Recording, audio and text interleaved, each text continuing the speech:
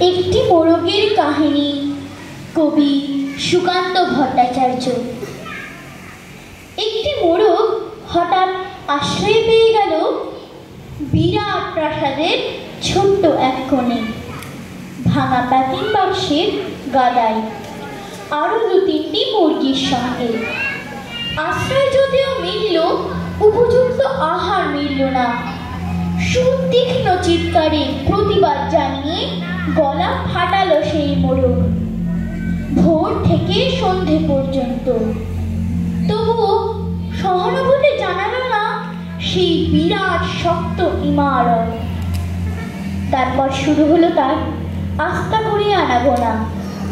আশ্চর্য, সেখানে প্রতিদিন মিলতে লাগলো ফেলে দেওয়া ভাত, রুটি, চমৎকার প্রচুর খাবার। তারপর এক সময় আস্থা করে এলো অংশীদার, ময়লা, ছেঁড়া, ন্যাকড়া পড়া দু তিনটে মানুষ।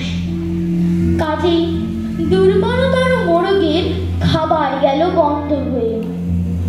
খাবার, খাবার, খানিকটা খাবার।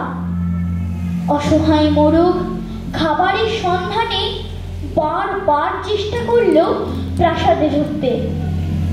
প্রত্যেকবারই তাড়া খেল প্রচন্ড।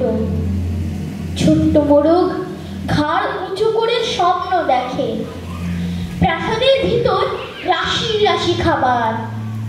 তারপর সত্যি সে একদিন প্রাসাদে ঢুকতে পেল।